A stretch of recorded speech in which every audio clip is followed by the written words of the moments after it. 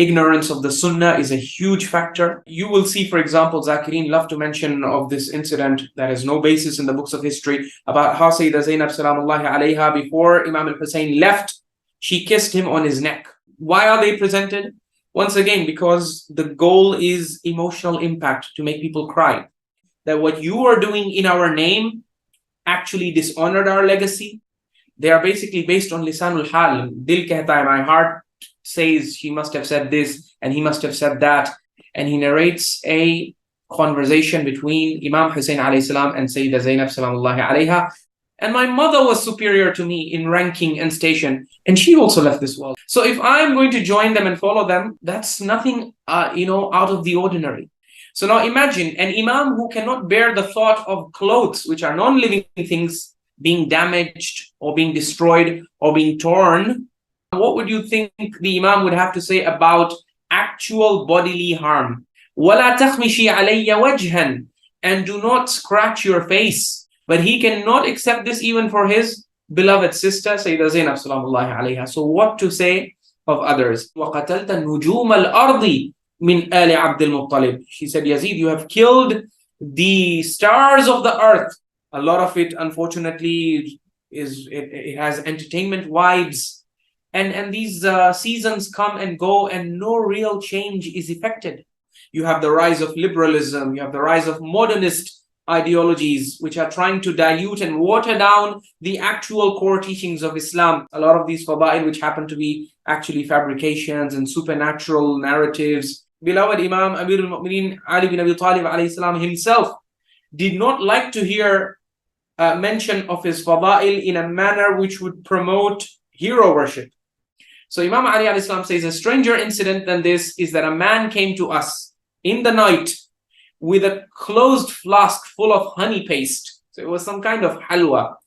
This man went to Imam Ali alayhi salam to please him, thinking that Imam Ali alayhi salam, after getting this mithai, but he says that the offering that he brought me, I disliked it as though it was the saliva of a serpent or its vomit. Then the Imam said to him, childless women may weep over you. From what I've read and from my understanding is that the Prophet used to fast on the day of Ashura. But we're told to put faka. What about the point that, zikr of Imam Ali is also ibadat? He said that you are supposed to cry as an old woman cries on her youngest son's funeral. Tell the people about my thirst and tell the people that I was killed thirsty, and none of this has any basis in the original sources.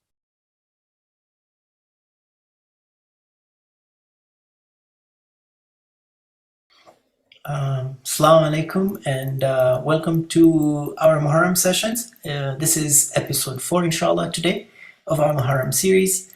Very quickly, yesterday Syed touched on the vending machine phenomenon of the rewards quoted from books.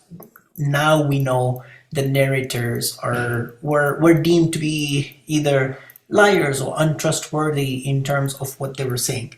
So going back to yesterday's session, you would be able to realize that there are some things that are being said about either going for Ziyarah or something like that, that are not really in the true essence, but they have been fabricated.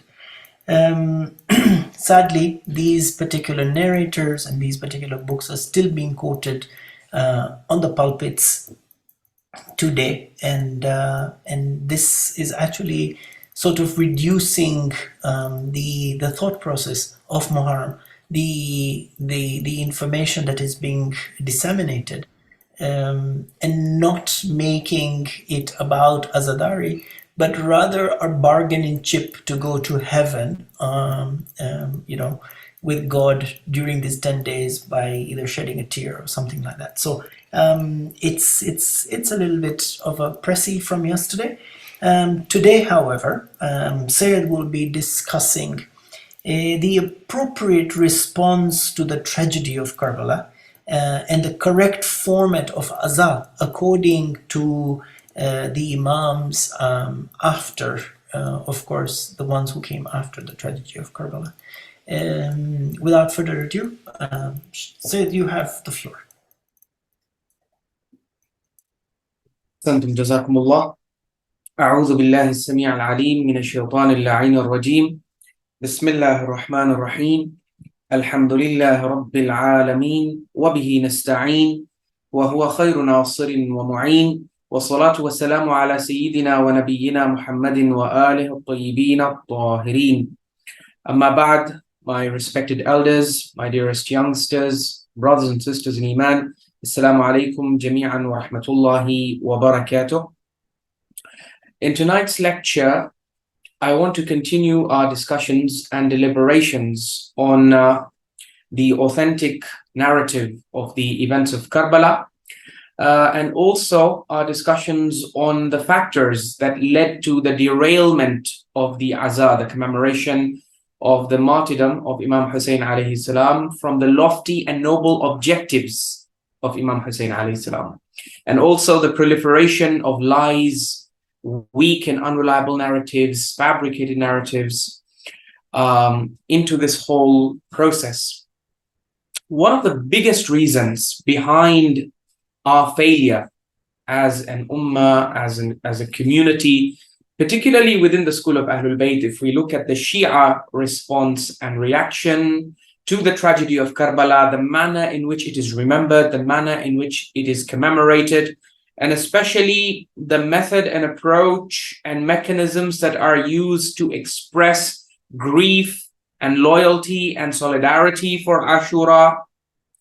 One of the biggest reasons behind the collective failure of the communities as well as the scholarship in this domain, which we must humbly acknowledge, is what we can refer to as lack of ma'rifah, which is a phenomenon that very sadly, regrettably, and unfortunately affects many of the Shias and even many of the Sunni lovers of Ahlul Bayt alayhim salam.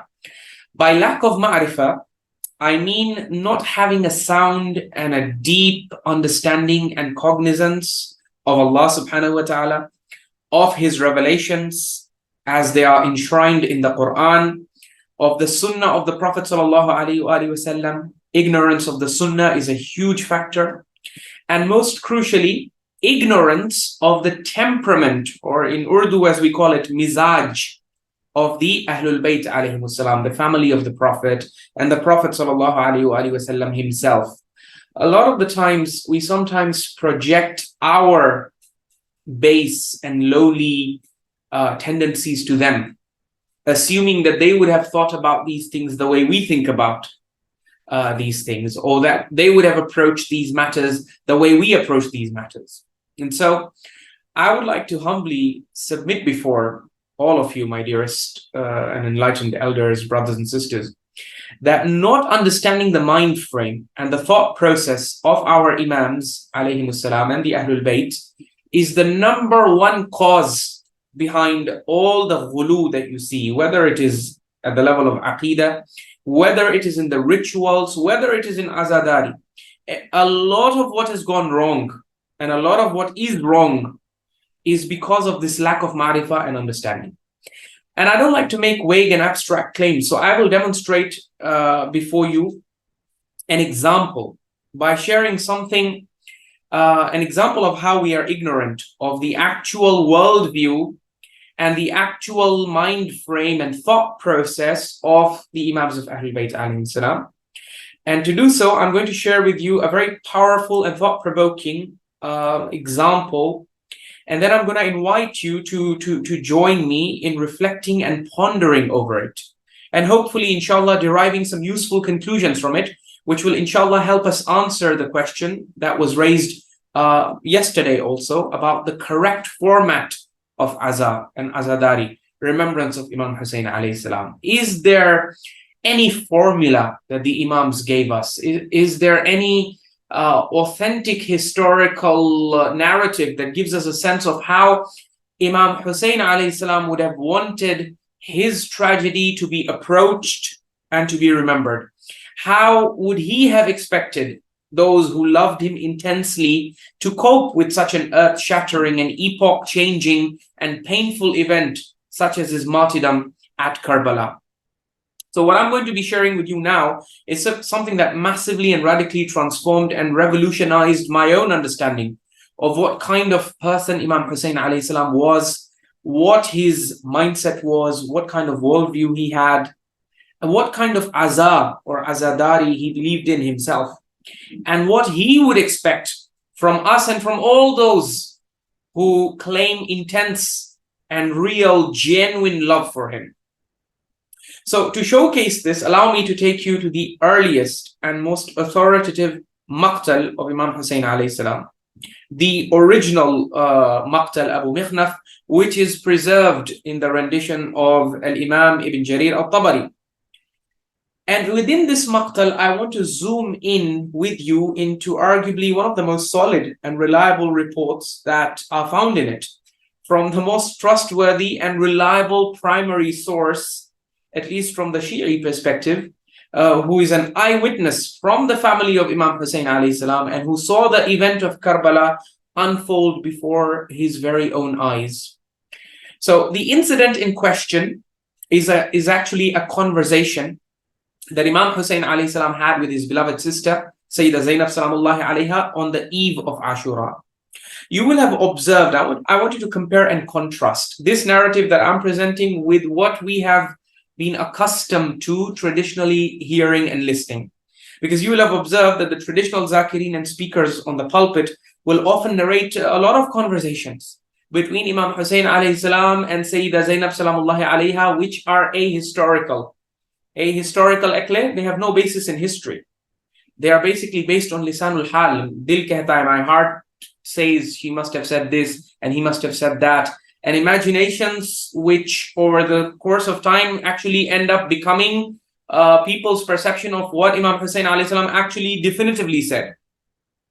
So if you look at the popular narratives about the conversations between Imam Hussain alayhi salam and Sayyidah Zaynab salamullahi alayha, or at the time they were bidding farewell, for example, you will see, for example, zakirin love to mention of this incident that has no basis in the books of history about how Sayyidah Zaynab salamullahi alayha, before Imam al-Hussain left, she kissed him on his neck during the last farewell. And then Imam Hussain alayhi salam kissed her back on her arms.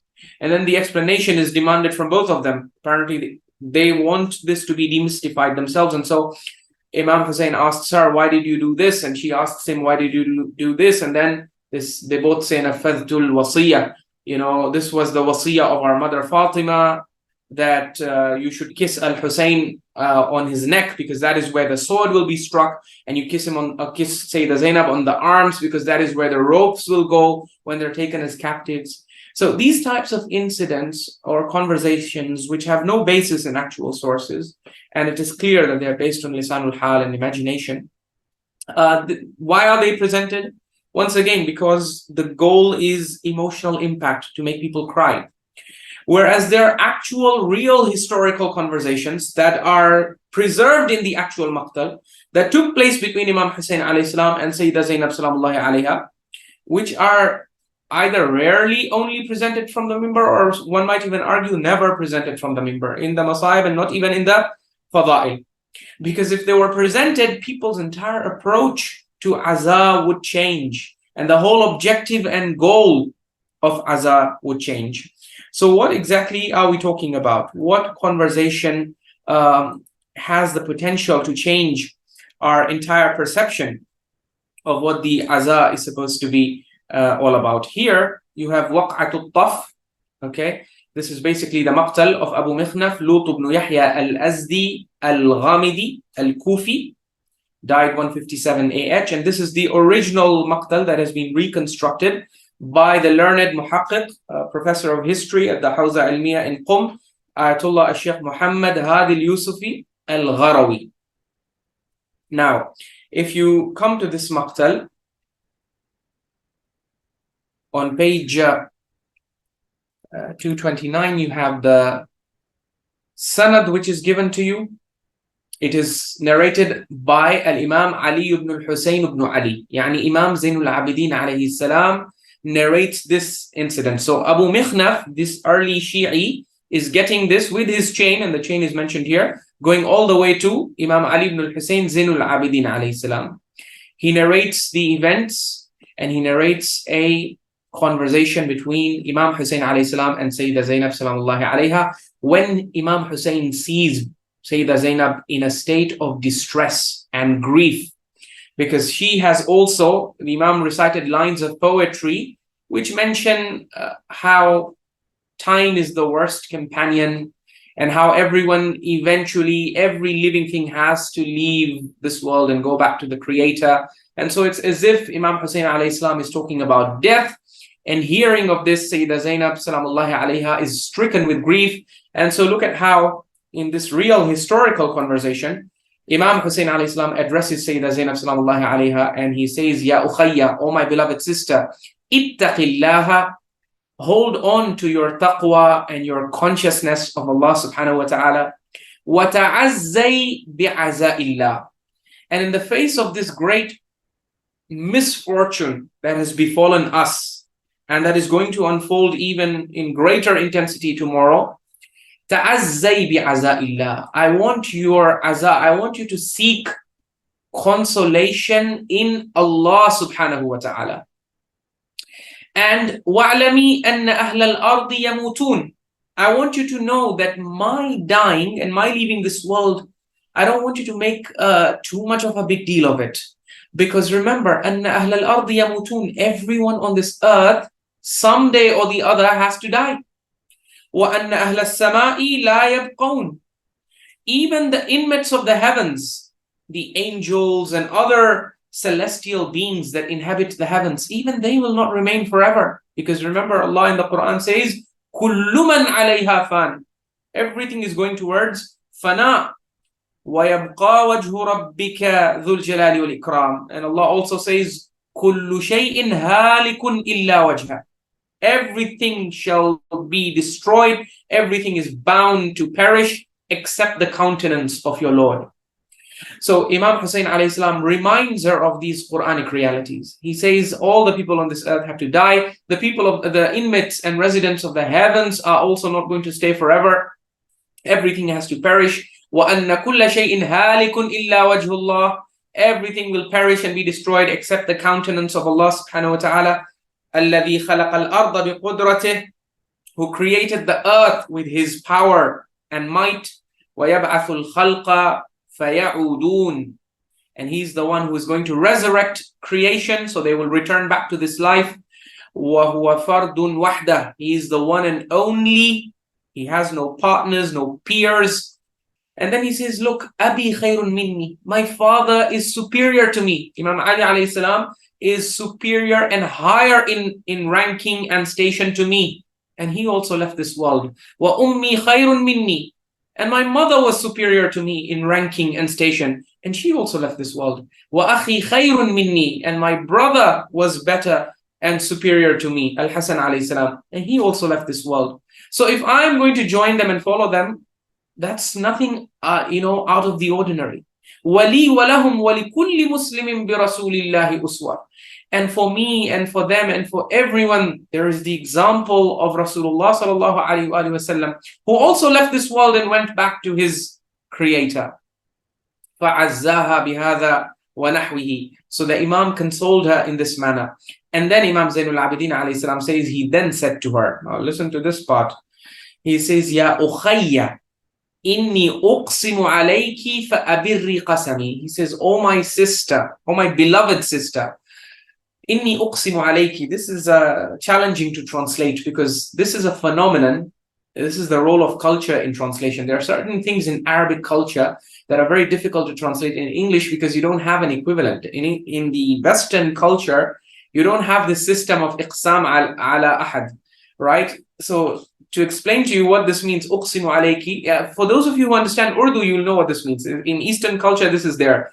Main tumhe qasam deta hun. What does this mean? This is a phenomenon whereby in Eastern cultures, people who have a high rank and station in your heart because of their seniority, because of their relationship to you, like say your parents or your elder brothers and sisters, they have certain privileges. And one of those privileges is that they can get you to do things against your will, whether you like it or whether you don't. And basically, they can impose certain things on you by virtue of their seniority. So one of the ways to do that in Arab culture is to tell someone that I'm placing you under an oath. Now, normally, what's an oath? An oath is when I say that I swear I will do X, Y, Z. In Arabic culture, there is this privilege that you have as a senior, as an elder, that you can put somebody under an oath, meaning that you can take an oath on their behalf and then they are bound by that oath. So you took the oath on their behalf and they have to fulfill it. Do you understand? So normally when parents will want to make their children do something, or elder siblings will want to make their younger siblings, they will just put them under an oath. Meaning, it's as if I have taken an oath on your behalf. And so if you respect me, if you love me, if you honor me, if you recognize my authority and my right over you, you are duty bound, you are honor bound to fulfill this oath. So Imam Hussain alayhi salam places Sayyidah Zaynab under an oath. And what is that oath? He says, Inni uqsimu alayki fa abirri qasami. I'm placing you under an oath, O my beloved sister, so I request you to honor this oath, which I am taking on your behalf. What is that oath? He says, La tashuqqi alayya jayban, wa la takhmishi alayya wajhan, wa la tad'i alayya bilwayli wathuburi idha ana halaktu. He says, my appeal to you is after I die, and in the event that I die and I get killed, do not overreact and do not display grief in extreme forms. How? Forms that were common in the Arabs at that time, the Imam lists them. He says, La tashuqqi alayya jayban. I do not want you to rent asunder and tear your garment. Jayban refers to the opening of the garment, and basically in a state of intense grief, women and sometimes even men were known to tear their clothes out of intensity of grief. Imam Hussain alayhi salam says, you do not do that for me. Now notice, when you tear your clothes, you're simply harming and destroying or inflicting damage on something that is non-living. See, when we are relating these lines of our beloved Imam alayhi salam, let us derive the lessons as well. These are not just things that we narrate just for increasing historical awareness. There are lessons here. When the Imam alayhi salam is against the idea, and this was something very popular, but Imam in his culture does not like this. He does not appreciate this, and he doesn't want clothes to be torn after him. So now imagine an Imam who cannot bear the thought of clothes, which are non-living things, being damaged or being destroyed or being torn. What would the mindset, once you understand this aspect of the mindset of the Imam, what would you think the Imam would have to say about actual bodily harm, which is caused by things like, for example, self-flagellation or other sorts of things? When the Imam does not have tolerance for clothes being torn, imagine about other things like pulling of hair or basically inflicting injuries upon the body and other forms of intense grief. So khair, this is an important food for thought for all those people who feel that the best way to please Imam Hussain alayhi salam and to react to his tragedy and what befell him in Karbala is to display grief in the most exaggerated and the most extreme and intense forms, such as by inflicting bodily harm on oneself. The Imam is telling his sister, La tashuqqi alayya jayban. Forget about bodily harm. Do not even tear your clothes as a signal or as a sign or expression of your grief over me. وَلَا تَخْمِشِي عَلَيَّ وَجْهًا. And do not scratch your face. This is another thing people used to do. So now we are coming to bodily harm. Scratching the face is a kind of minimal bodily harm compared to the kind of practices and popular rituals that people adopted later on. But even this minimal form of grief, which was common and popular back then in Arab culture, Imam Hussain alayhi salam is asking his sister, beloved sister, to refrain from it. He says, do not scratch your face. وَلَا تَدْعِي عَلَيَّ بِالْوَيْلِ وَالثُّبُورِ. And do not invoke destruction and woes upon yourself once I am. So basically, this was a trend that after a person dies, people just, they start uttering all sorts of, suicidal statements. I wish I was dead. I wish this happened. I wish that happened. These kinds of extreme expressions, the Imam firmly asks her and places her under an oath that she should not display these kinds of griefs, this forms of grief, after he leaves this world. ثم جاء بها حتى أجلسها عندي. Imam Zainul Abidin alayhi salam says, then he brought her to me and he made her sit beside me. So when Imam is rejecting all these extreme forms of expression of grief, and remember, this is for Sayyidah Zaynab salamullahi alayha, who is going to be an eyewitness to that incident, and whose pain is going to be so raw and so real and so deep that no one who comes after her can rival her or can even come close to her in terms of experiencing that pain and that anguish and that deep grief at such a brutal and horrific massacre that was going to unfold the other day. But even for her, Imam Hussain alayhi salam, one could argue that if there was anyone for whom extreme expression of grief should have been tolerated and should have been permitted and accepted by Imam Hussain alayhi salam, it would be Sayyidah Zaynab salamullahi alayha. But he cannot accept this even for his beloved sister, Sayyidah Zaynab salamullahi alayha. So what to say of others?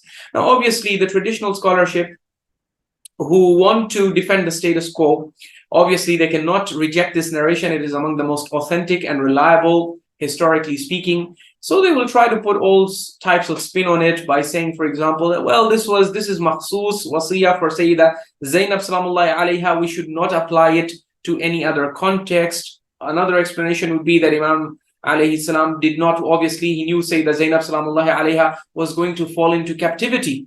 And so if he were to show these intense forms of grief, that would be taken as a sign of defeat by the enemies, and the enemies would rejoice. And so therefore, the Imam is asking her not to display and not to express grief, so that it should not, rather he wants her to keep her head high, because he believes that even shahada and even martyrdom fi sabilillah is a kind of victory that he will be honored with by Allah subhanahu wa ta'ala. So you can find all sorts of ways to explain away these kinds of things, but if you look at the language of the Imam and you try to use these words to decode and decipher the mindset of the Imam, I think you will understand very well how the Imam alayhi salam was not someone who would appreciate so much of what is being done today as a sign, as an expression of solidarity, as an expression of grief, as an expression of love and loyalty towards him, and as an expression of grief for what befell him in Karbala. Rather, if you actually see, Imam Hussain alayhi salam did provide us with the correct expression, which is, he said, exercise taqwa, hold on to your taqwa, وَتَعَزَّيْ بِعَزَاءِ اللَّهِ. Seek consolation in the remembrance and mention of Allah subhanahu wa ta'ala.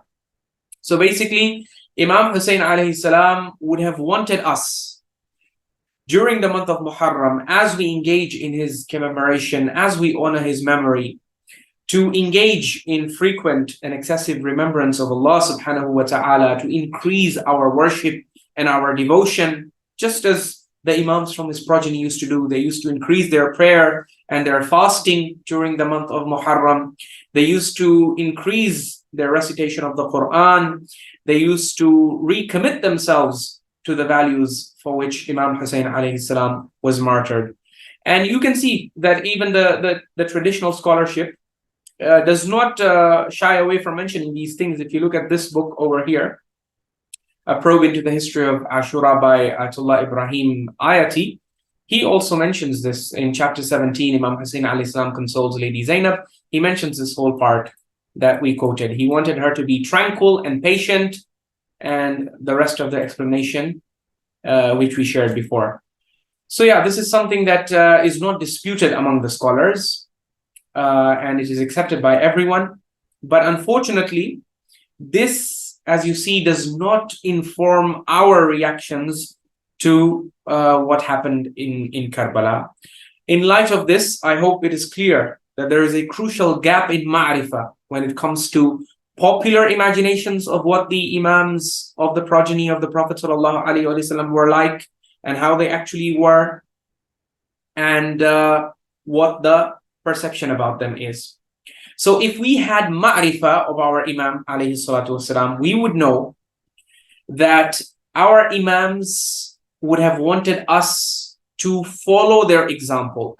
Rather than innovating and coming up with new things which have no basis and no asl in the religion of Islam, they would have wanted us to honor their memory and to engage in their remembrance. If you recall the narration that I presented yesterday, Imam Sadiq alayhi salam tells Hanan, he says, "La tajfuhu." He says, we the Imams of Ahlul Bayt that do not believe that you should ignore and forget the tragedy of Karbala and suppress it and not talk about it, not make mention of it. No, absolutely. Yeah, Imam Hussain alayhi salam is not someone who deserves to be forgotten. He's such a brave and heroic figure, and the amazing sacrifice at Karbala, the manner in which, as Sayyidah Zaynab salamullahi alayha is later reported to have said in the sermon in the court of Yazid, وَقَتَلْتَ نُجُومَ الْأَرْضِ مِنْ آلِ عَبْدِ الْمُطَّلِبِ. She said, Yazid, you have killed the stars of the earth from among the progeny of Abdul Muttalib. So all of these great personalities who laid down their lives at Karbala, definitely it's such a mind-blowing sacrifice for Imam Hussain alayhi salam to have given on the day of Karbala, and to have sacrificed so many of his near and dear ones to stand true to the mission of his grandfather Rasulullah sallallahu alaihi wasallam. This is not something that should be taken lightly, but we need to approach it with ma'rifah. If we had proper ma'rifah of the Imams, everything that we do, our response, our reaction, our aza, everything would flow from that ma'rifah. This is why Imam Sadiq alayhi salam used to say that man amila, or rather we used to narrate from the Prophet sallallahu alaihi wasallam, that man amila ala ghayri basiratin kana ma yufsidu akthara mimma yuslih. That whosoever enters into anything and acts without prior knowledge, without proper understanding, without proper insight, the damage that they're going to cause is going to be greater than the good. They're going to end up doing more ifsad than Islaah. Right? And Imam Sadiq alayhi salam famously gave the example of العامل على غير بصيرة كالسائر أو الماشي على غير الطريق لا يزيده سرعة المشي إلا بعدا. He says the person who enters into anything without proper insight and understanding and ma'rifah and basira, deep vision, is like someone who is walking on the wrong track, yani who takes the wrong route. You wanted to go to, let's say, Washington, D.C., and you took the route that is going towards Moscow. And so, natija is going to be what? Natija is لا يزيده سرعة المشي إلا بعدا. Once your train gets derailed from the right track, the tragedy becomes that now the more you exert yourself, the more you invest your energy, your effort, your time, and your faculties, the Imam says the faster you walk, the further you get away from your hadaf, from your actual destination. So this is the tragedy that befalls us. Once our aza is not based on ma'rifah of Imam Abu Abdullah al-Hussein, of his lofty objectives, of what he actually wanted to achieve in this ummah, the result is Muharram comes, Safar comes, these months come, these commemorations happen, but we do it in such a ritualistic manner. You have lectures that people listen to half-heartedly. They engage in so many activities, rituals, this, that. A lot of it, unfortunately, it has entertainment vibes. And these seasons come and go and no real change is effected. We never stop to say that, okay, if Imam Hussain alayhi salam gave his life to bring Islaah in the ummah of his grandfather, then maybe I should make my lifelong mission to bring Islaah in whatever capacity I can. Islaah is needed everywhere, as Imam Ja'far Sadiq alayhi salam said, فَإِنَّ فِينَا أَهْلَ الْبَيْتِ فِي كُلِّ خَلَفٍ عَدُولًا يَنْفَوْنَ عَنْهُ تَحْرِيفَ الْغَالِينَ وَانْتِحَالَ الْمُبْطِلِينَ وَتَأْوِيلَ الْجَاهِلِينَ. He says, in every generation, there need to be people, lovers of justice, from among us, Ahlul Bayt, and from among our followers, who should stand up for the truth, and they should try to achieve three goals. يَنْفَوْنَ عَنْهُ تَحْرِيفَ الْغَالِينَ. They should try to disentangle the religion of Islam from the distortions of the ghaleen, of those who exaggerate and overstep the limits. So there is ghulu And ghulu has so many manifestations. You have ghulu in aqidah, you have ghulu in fiqh, you have ghulu in rituals, in practice. In so many aspects, in so many areas, you have ghulu. The Imam says, in every generation, there needs to be a reform effort to filter out all these distorted understandings, all the ghulu. The next thing, وَانْتِحَالَ الْمُبْطِلِينَ, to filter out and purify and purge the religion of Islam from all the false beliefs that the people of falsehood insert into it. And the third thing that Imam Sadiq alayhi salam identifies is وَتَأْوِيلَ الْجَاهِلِينَ. He says, in every day and age, the religion of Islam will be plagued with ignorant interpretations of the deen. As we see today, there's no shortage of ignorant interpretations. ISIS and Al-Qaeda and terrorism, these are all interpretations. These are all twisted and dark, distorted interpretations of the Quran and of the teachings of Islam. This is just one example. There are so many more examples of attempts that are being made left, right, and center to dilute the pure message of Islam.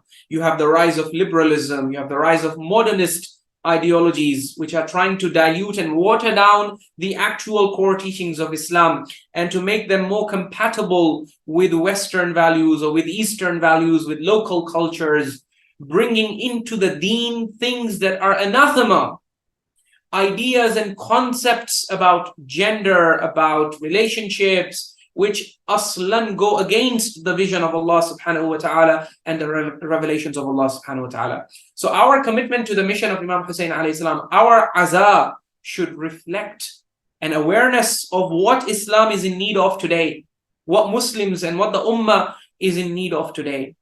But that would only happen if we had true ma'rifah of the Imams.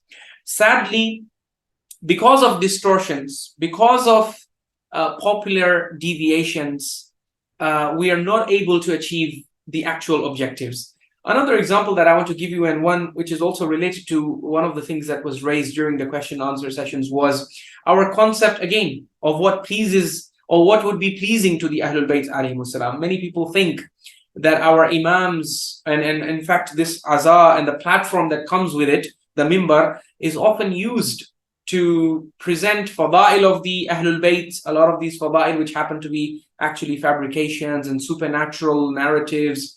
And we think that somehow the Ahlul Bayt would be pleased with these kinds of speeches and with these kinds of fada'il. But if we had true ma'rifah of our Imams, we would understand and we would know that our beloved Imam Amirul Mu'mineen Ali bin Abi Talib alayhi salam himself did not like to hear mention of his fada'il in a manner which would promote hero worship. So we have documented instances when his followers tried to praise him and mention his fada'il and give speeches about that, but the Imam alayhi salam would get upset and reprimand them and direct them to focus on the dhikr and greatness of Allah subhanahu wa ta'ala. As we can see from a beautiful sermon of Nahjul Balagha, which is also being narrated by, in Rawdatul Kaf. This is a sermon, and I can share it with you here, inshallah, so that you may all be able to see and understand the mindset that we are talking about. Sermon number 216 of Nahjul Balagha.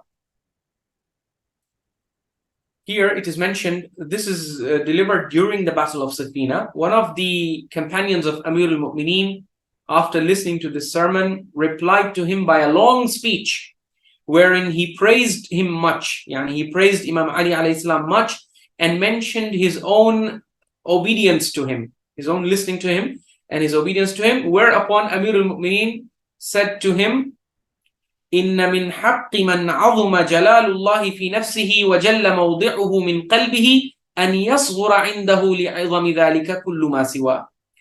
He says, if a man in his mind regards and considers Allah's glory as being high and believes in his heart that Allah's position is sublime, then it is his right on that account of the greatness of these things that he should regard all other things as small. Do you understand? He's saying once you understand the greatness and the glory and the majesty of Allah subhanahu wa ta'ala, everything else, including me, will become extremely small and minuscule in your eyes. Okay, this is the eloquence of Imam Ali alayhi salam's Arabic that he has put this idea so beautifully, that once the glory of Allah and His highness and His greatness settles in your heart, then you will start regarding everything else as small. Then he continues, he says, among such persons, he on whom Allah's bounty is great and Allah's favors are kind has a greater obligation, because Allah's bounty over any person does not increase without an increase in Allah's right over him. So the Imam is saying every person is supposed to have this sense of Allah's greatness, but the one on whom Allah has increased his favors, such as Imam Ali alayhi salam, such as the supporters of Imam Ali alayhi salam, whom Allah has honored with being on the haqq, he says for people like us, we should have an even greater and more heightened sense of realization of Allah's greatness. Then he says, in view of the virtuous people, the worst position of rulers, in the eyes of the intelligent people, the worst condition of rulers is that it may be thought about them that they love glory. The worst situation in my eyes would be a situation in which people start thinking that I, as the ruler, am the kind of person who likes that he should be glorified and that he should be praised and that their affairs may be taken to be based on pride. I would really hate that it may occur to your mind that I love high praises or that I love to hear eulogies. By the grace of Allah, I am not like this. Even if I had loved to be mentioned like this, I would have given it up in submissiveness before Allah, the glorified, rather than accept greatness and sublimity to which He is more entitled. The Imam is saying, even if I did consider myself to be great, and even if I had love of being praised, I would have sacrificed this for the sake of Allah. But here, aslan, I don't have love of praise, and I'm not after glory. So generally people feel pleased at praise after good performances, but do not mention for me handsome praise for the obligations I have discharged towards Allah and towards you, because of my fear about those obligations which I have not discharged, and for issuing injunctions which could not be avoided. And do not address me in the manner in which despots and tyrants are addressed. With despots and tyrants, you have to follow a lot of protocol. You have to always, your majesty and my lord and this and that. Imam says, you don't have to speak to me like this. Do not evade me as the people of passion are to be evaded. By people of passion, he means, those tyrant kings. Usually people try to evade them, as in they try to be very diplomatic with them. They don't speak the truth to them because they fear their wrath. The Imam is saying, you don't have to fear me, okay? I'm not one of those people of passion. Do not meet me with flattery and do not think that I shall take it ill. That I will feel bad if a true thing is said to me. Because the person who feels disgusted when the truth is said to him, the person who feels too proud and arrogant, he doesn't like the truth to be said to him, or a just matter is placed before him, would find it more difficult to act upon it. How beautiful. The Imam is saying, the person who gets angry when you tell him the truth, imagine how much more, the guy cannot listen to the truth. Imagine how will he act on the truth. When the truth is so difficult for him that he has a tough time listening to it, how will he act on it? Therefore, do not abstain from saying the truth or pointing out a matter of justice to me, because I do not regard myself as above erring. Okay, so the Imam did not consider himself to be infallible, or he did not place himself above error. And that's why he's saying, I'm giving you the authority and the right to come and admonish me and to give me advice. And don't hold back your advice, or don't hold back a word of truth because of thinking that I'll be disgusted or I'll act with arrogance towards you. Or no. Freely share your thoughts and ideas with me and I will listen to them. I do not escape erring in my actions, but that Allah helps me in avoiding errors in matters in which He is more powerful than me. Without the tawfiq of Allah, I cannot avoid errors. Certainly, I and you are slaves owned by Allah, other than whom there is no Lord except Him. He owns ourselves, which we do not own. He took us from where we were towards what were the means of prosperity for us. He altered our straying into guidance and gave us intelligence after blindness. So you can see here the Imam alayhi salatu wasalam, look at his mindset and look at his approach. If we had true ma'rifah of these amazing Imams of Ahlul Bayt alayhimus salam.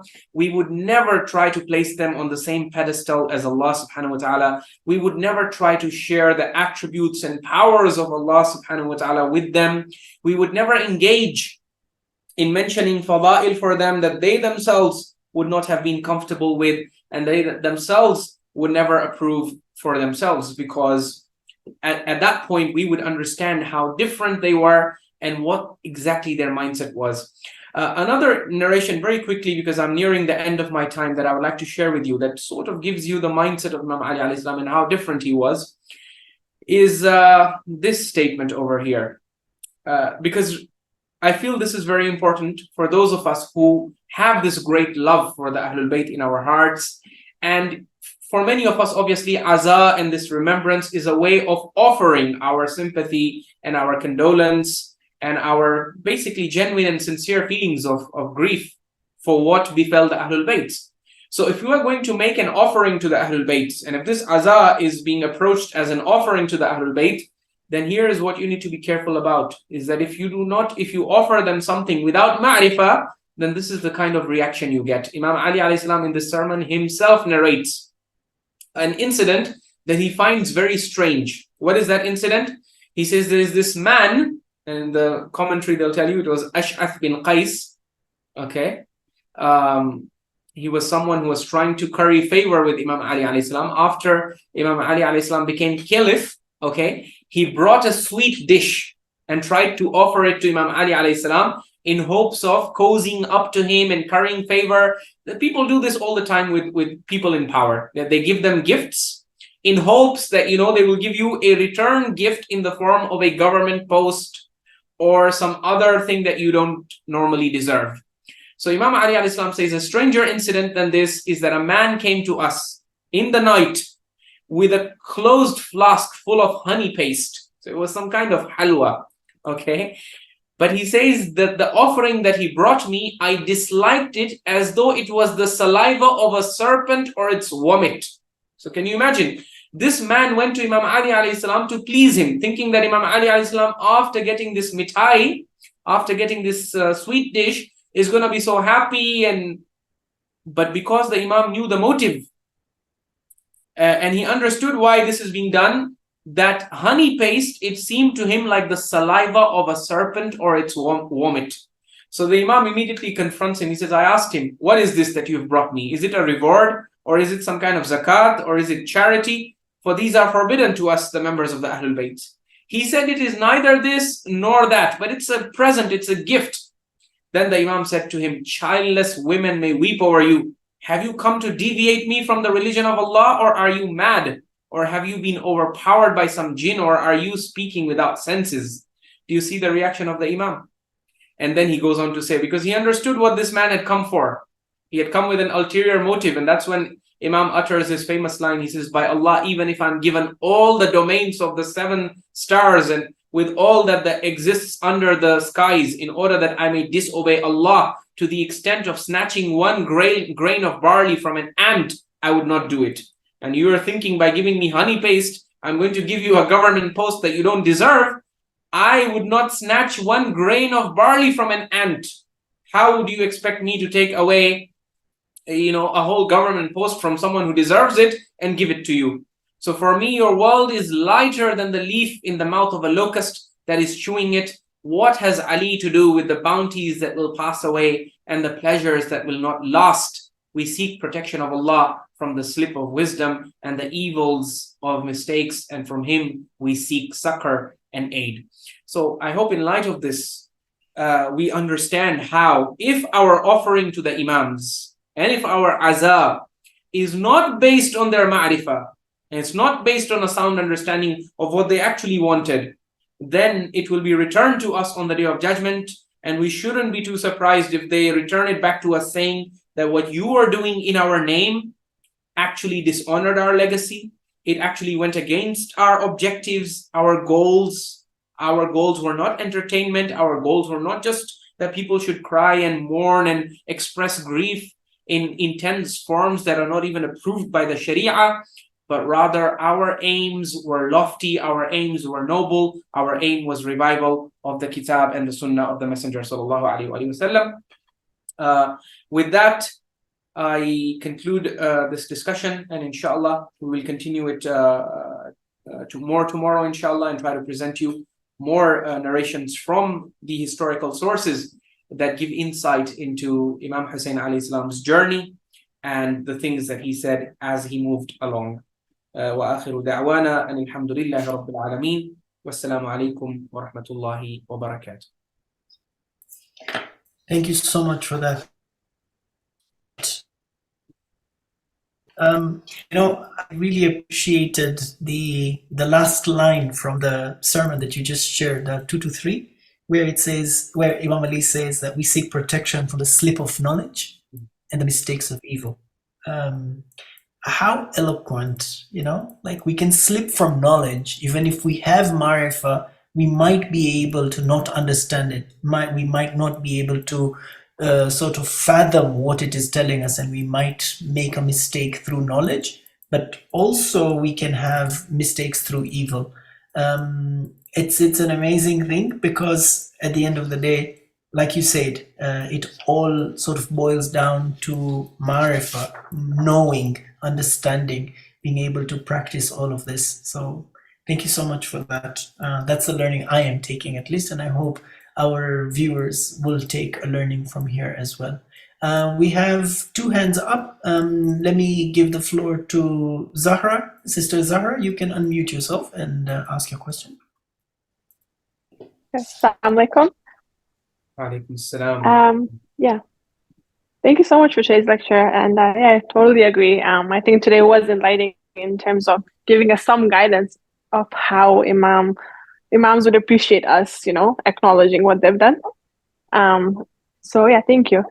So I have 2 questions, and I'm sorry if they've been discussed before. I'm just catching up on lectures. So the first one is, how recommended is it actually to visit the shrines of Imams? Because based on today's lecture especially, I feel like that's probably what they don't want us to do, like making special trips all the way to Iraq and Iran. But is there an authentic hadiths, or is it a sunnah from the past Imams that have they been visiting these shrines? Because you hear about there's so many angels visiting Imam Hussein's shrine, du'as getting accepted under his dome. And then you hear about it being a sign of a mu'min, going for a Ziyarah of Arba'in. So that physical part, is that something that we should be doing? But leading to that is, if we don't go there, they also tell us recite Ziyarah Arba'in, even from far. So are these ziyarahs that we have authentic as well? And is it also a sunnah from, past Imams? And my second question is, the fasting. From what I've read and from my understanding is that the Prophet used to fast on the day of Ashura. But we were told to put faka. So my understanding now is that it's probably the sunnah is to fast and not do a faka on the day of Ashura. But what's the evidence? That's it, yeah. Thank you for your questions. I think the first question is very much discussed from yesterday's lecture, but I think there's a part that maybe you would like to add something onto, Syed.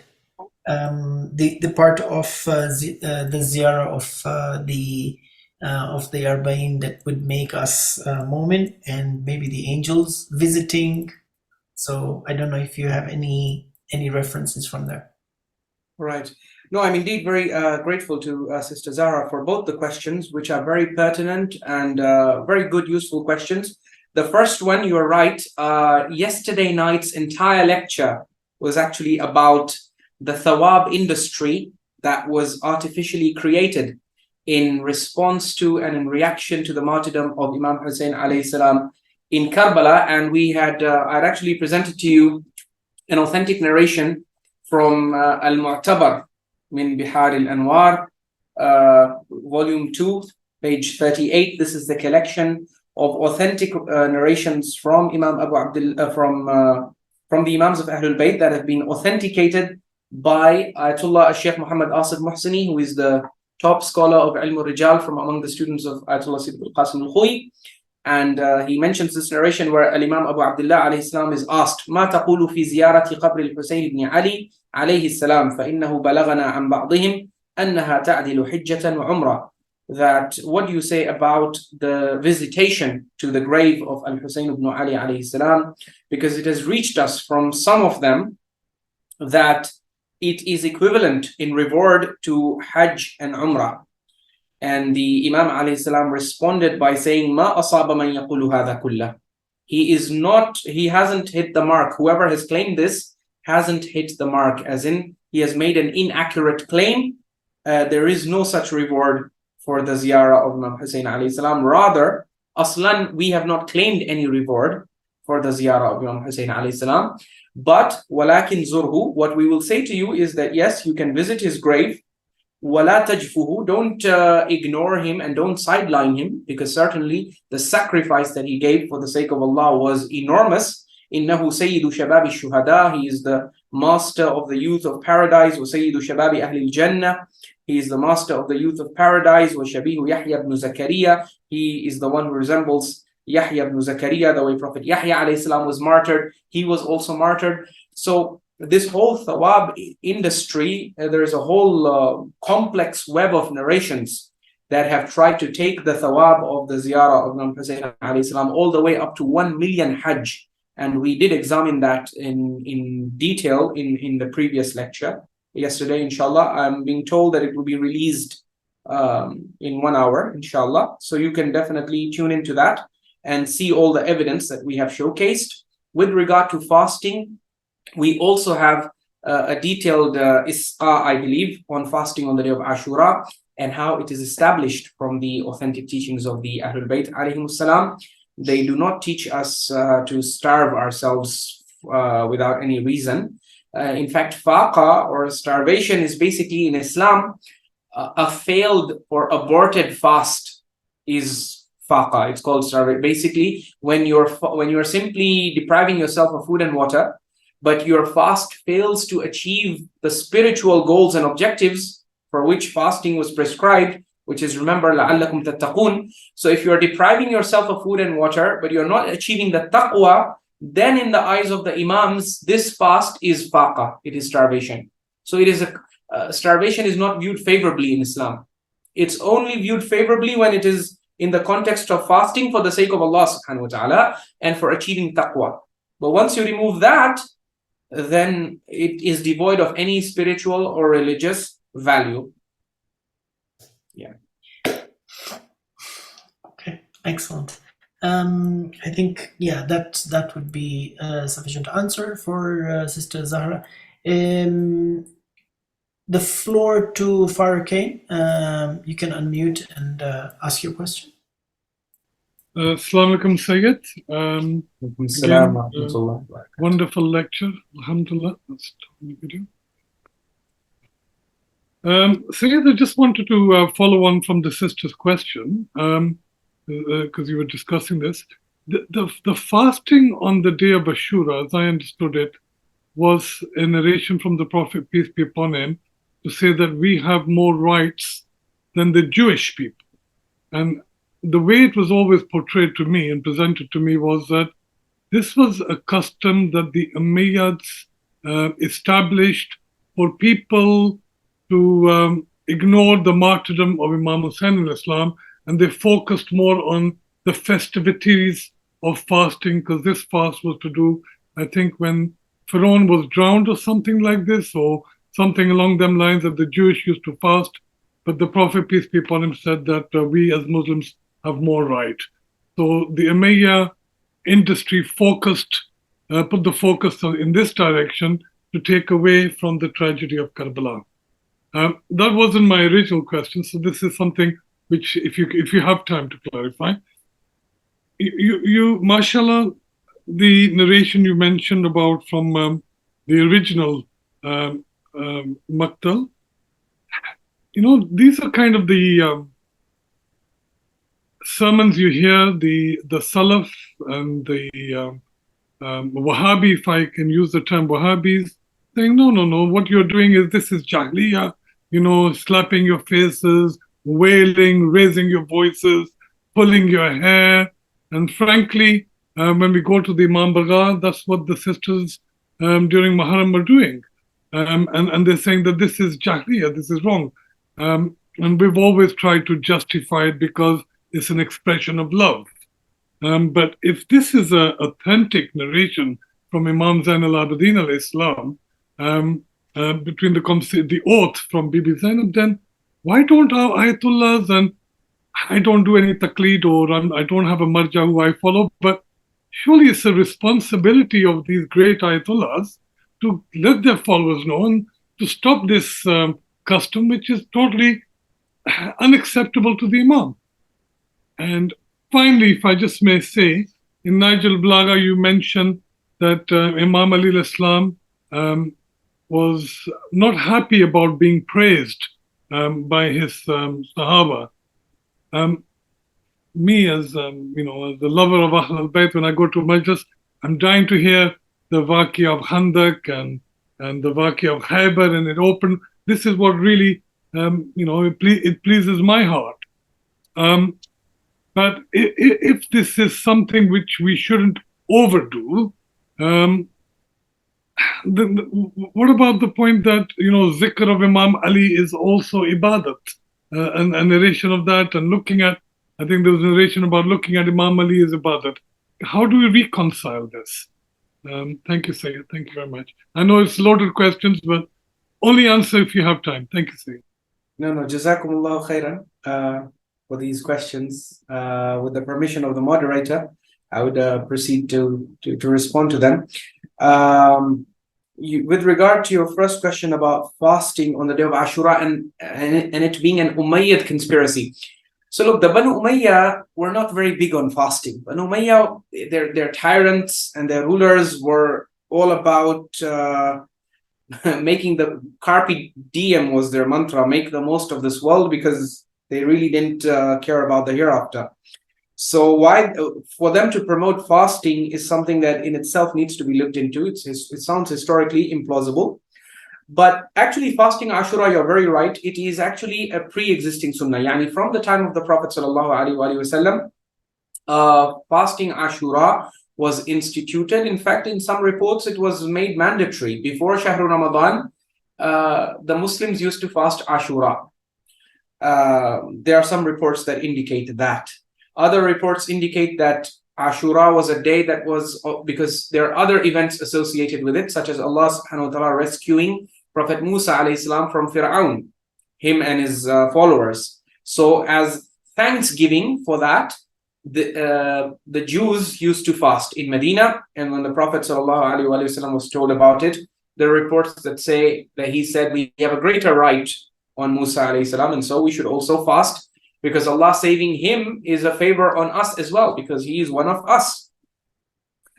So this existed before the tragedy of Karbala. What the Ghulat tried to do after the tragedy of Karbala was to basically change the Sunnah and try and say that, okay, now because Imam Hussain alayhi salam has been martyred, now a new era begins, new rules, new Sunnah, new everything. And they tried to attribute all of this and source it back to the Imams.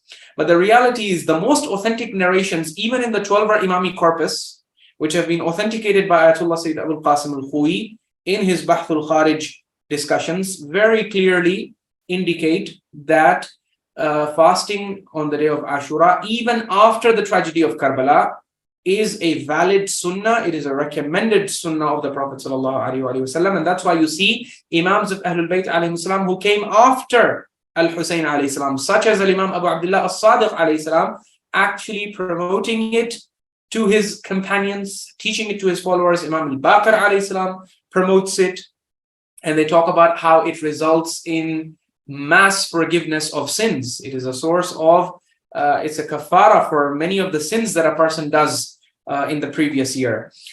So yes, and then we, as I mentioned, I will request the admins to link the video and to share. We have a detailed video in which we have recited the narrations, presented the gradings. Ustad Sayyid Raza Rizvi also has a good bayan on this, good explanation on this. All of these resources are available on our channel if you want to go in greater detail and actually see the evidence for yourself. But overall, yes, the fasting of Ashura is definitely a sunnah of the Prophet, and the Imams did not change it, and they did not replace it with anything new. Rather, they asked us to continue it. And just because the event of Karbala happened doesn't mean that we start changing this. Imam Hussain alayhi salam died and gave his life to safeguard the sunnah. So this is the problem. This is what the idea of the ghulat was, that we honor the memory of Imam Hussain alayhi salam by abandoning the sunnah of the Prophet and instituting new practices and rituals. Whereas the idea of the Imams of Ahlul Bayt alayhi salam was that no, you honor Imam Hussain alayhi salam by continuing the sunnah. That is how Imam Hussein's mission will become victorious in our lives, because he only died for the Quran and Sunnah. He had no personal motives or any personal goals of his own. With regard to why don't the Ayatollahs mention texts like this, it's not that they don't. As you can see here, Imam Hussain alayhi salam consults Lady Zaynab. This is mentioned by Ayatollah Ibrahim Ayati in his probe into the history of Ashura. They mention these things. Other Ayatollahs also have mentioned this. Inshallah, if we get the opportunity, I will also share with you what Ayatollah Sayyid Ali al-Husseini al-Khamenei has said. He has some very important critical observations about the conduct of Azza. Inshallah, if we have the time tomorrow, perhaps maybe we might share his incisive analysis. With regard to Faza'il and Zikr of Ali alayhi salam. Once again, that person in the Battle of Siffin, he was promoting some kind of hero worship. And so this is why Imam Ali alayhi salam was not pleased. But if the dhikr of Imam Ali alayhi salam is done the way Allah promotes the dhikr of his beloved and pious slaves in the Quran, don't you see how full the Quran is with zikr and mention of Ibrahim alayhi salam and Musa alayhi salam and Isa alayhi salam and Yahya and Zakaria alayhi salam. But as I mentioned in the previous lecture, look at the whole Surah Maryam, Allah subhanahu wa ta'ala, the way he does zikr of his pious and beloved slaves, it's all designed to inspire us with strength to persevere in his cause, to persevere in this test of this life, to remember Allah subhanahu wa ta'ala, to develop a stronger relationship with him. If the dhikr of Imam Ali alayhi salam and his teachings are presented in this manner, then 100% that would be fully that would have the approval of Imam Ali alayhi salam, and that would be liked by him. What he would not like is the wrong kind of dhikr, the wrong kind of mention, where you try to where people mention fabricated fada'il, where they try to give him divine attributes, where they try to misportray or misrepresent what he actually stood for. So I know your questions were, mashallah, such that they require we could give lectures on them, mashallah. They're very deep, but I hope these quick short answers do give you some clarity, inshallah. On these. Very grateful. Thank you so much. Very, very good. Thank you for your questions, Farkin. We have one more head. Rahij Hassan has raised his hand. You can unmute yourself and ask your question. Assalamu alaikum, Sayyidina. Wa alaikum assalam. So my question is regarding that there is a hadith almost always being promoted from the pulpit, that there was one Sahabi, I should say, that of Imam Jafar Sadiq alayhi salam, who was crying over Imam Hussain alayhi salam, and Imam Jafar alayhi salam said that, no, you haven't cried. And he said, but Mawla, I have my beard full of tears, so how come I didn't cry? He said that you are supposed to cry as an old woman cries on her youngest son's funeral. So this is one of my questions. I have two more questions. The second question is that, Sayyidina, yesterday you discussed about Imam Zaid, and you discussed how the traditional scholars try to, do the gymnastics around his, statements and his stances over the traditional Imami narrative. However, in my maternal side, what I have learned from my maternal, Buzurg people, that there is also one extreme extremist side, for extreme stance against Imam Zaid in the traditional side. And that is why the Zaidi Sayyids are being looked down upon. That they claim Imam Zaid as some kind of villain. And I came to know that Hassan Allah Yari, he also supports this narrative. That yes, Zaid was not one of our heroes or something, na'uzubillah. And sir, the last question is that there is this website, shiavote.com. They discussed a lot this topic of fasting on Ashura. And against it, they gave arguments. And the one argument that they gave was that the Imams never practiced it, especially on the day of Ashura. Imam Hussain didn't practice it. So these are my questions. Thank you, Sayyidina. Okay, Jazakumullah for your questions. With regard to the report that Imam Sadiq alayhi salam told a person that you're not crying properly because crying for Abu Abdullah Hussain has to be intense, like the crying of a woman who has lost her child. Once again, you compare this narration to what the actual historical sources are telling us. Imam Hussain alayhi salam, what did he say to Sayyidah Zaynab salamullahi alayha? Did he teach her? What were his actual words? This is the problem, that everyone has been invoking this license to attribute and put words in the mouths of our imams. You know, another famous sentence that comes to mind is this sentence that's often shared from the mimbar, that Imam Hussain alayhi salam told Bibi Zaynab that when you go back, you know, tell the people about my thirst, and tell the people that I was killed thirsty, and none of this has any basis in the original sources. So what the original sources tell us is that Imam Hussain alayhi salam wanted us to react to his tragedy in a dignified, in a controlled, in a restrained manner, and not to lose ourselves, and not to go crazy, and not to do anything extreme. That's number one. And number two, with regard to Imam Zayd alayhi salam, wal-'iyadhu billah, being some sort of villain, yeah, unfortunately, as far as, I mean, you can imagine how the ghulat would have hated someone like Imam Zayd alayhi salam, who believed that the correct way to revive the legacy of Imam Hussain alayhi salam is not what they're promoting, but rather he's promoting active revolution, actively putting yourself out there, opposing the oppressors, inviting people to the Quran and Sunnah. All of this requires huge sacrifice. And so they didn't like this idea. And so for them to have viewed Imam Zayd alayhi salam in a negative sense, and for that to continue to this very day, yes, I think the people you're referring to, among whom Imam Zayd is viewed as some kind of not so righteous or not so pious entity, would be the Akhbaris. Very extreme Akhbaris would not like Imam Zayd because they think that he claimed the imamah for himself, even though the Usuli 12-verse scholarship says that no, his mission was fully approved and authorized by Imam Sadiq alayhi salam. Imam Sadiq alayhi salam gave him his support. So, and the narrations, the Akhbaris who are against Imam Zayd, they are going against themselves, because if you go by the Akhbar, the narrations of the Ahlul Bayt are full of praise for Imam Zayd alayhi salam.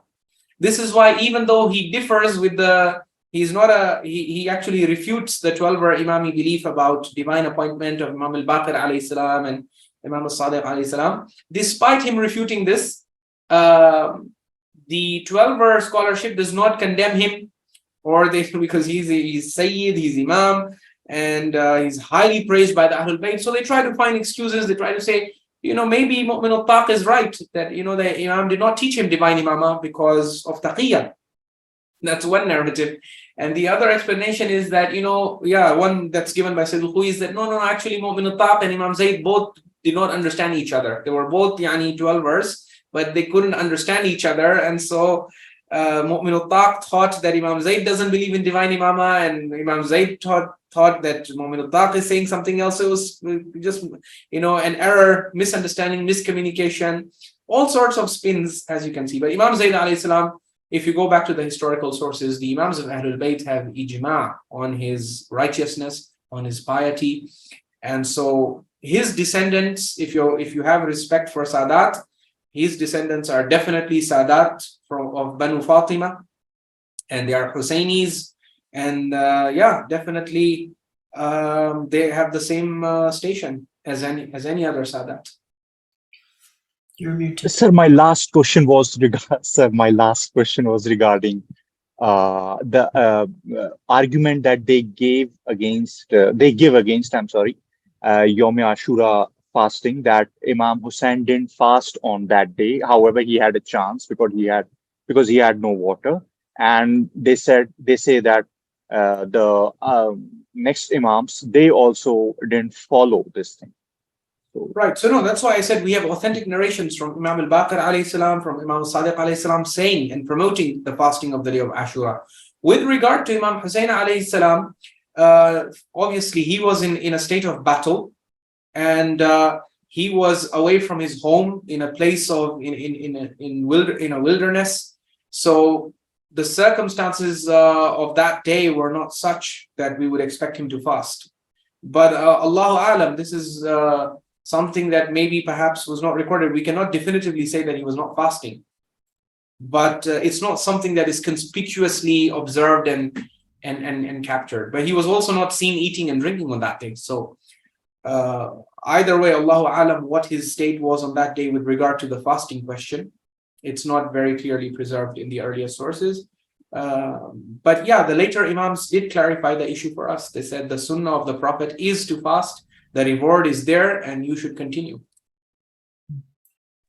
Jazakallah. So thank you. We have one final question from Azadari. Asad, you can unmute yourself and ask your question. Hello, assalamu alaikum. Can you guys hear me? Yes. But I just have like a quick question regarding the salah, the way we perform salah. Is there any, like, what would be the source to go to see the correct way to pray, or the most accurate way that we perform salah? Okay. We try and keep the questions specifically to the topic during the Muharram session. So however, this is a little bit off topic, and Said, I will leave it to you whether you would like to answer it. Okay, yeah, no problem. I think we can accommodate the question. And what I will say to you, brother, is that with regard to Salah, the entire Muslim Ummah is agreed on the basic skeleton of Salah. There is no dispute in the Ummah about the basic skeleton of Salah, that Salah begins with Takbiratul Ihram, followed by Fatihatul Kitab, Surah Al-Fatiha, then a surah, then you go into ruku, and then after that into sujood. The differences of opinion among the schools of law are on the very small nitty-gritties. And so these are not things that you should be too hard on yourself about. You can just follow the basic skeleton, and ultimately, as you go through life, you can do your own study, you can do your own research. Every school has its evidences for the nitty-gritties. You can examine those evidences. Allah subhanahu wa ta'ala will not hold anything that He had not made a very big deal of in the Quran against you. So long as you tried your best to pray the way you see. So Salah is not really something Muslims traditionally used to learn from books. Salah is something that has been transmitted by the tawatur tabaqi, by generational tawatur, as in people saw the Prophet praying, the Sahaba saw the Prophet praying, the Tabi'een saw the Sahaba praying, and that's how it has been transmitted. And that's why the basic skeleton is one and the same across the Muslim Ummah. But in as far as the nitty-gritties are concerned, you can follow whichever school that is closest to you and which you find whose evidences you find convincing. And so long as your sincere intention and desire is to follow the sunnah of the Prophet sallallahu alaihi wasallam, there can be no case against you, inshallah. Jazakallah. Thank you. Okay. All right. So we've exhausted the questions that have been asked today. We didn't have any questions on our chat, but however, this is where we stand for now. Other than that, I would like to thank all of you who joined today, and please do subscribe to our YouTube channel so that you can get notifications whenever we upload these messages. Said, as usual, thank you very much for your time, for your knowledge, and inshallah we will see you tomorrow. Inshallah. Jazakumullahu khairan. Barakallahu fikum. Thank you for having me and for being a very gracious host and moderator.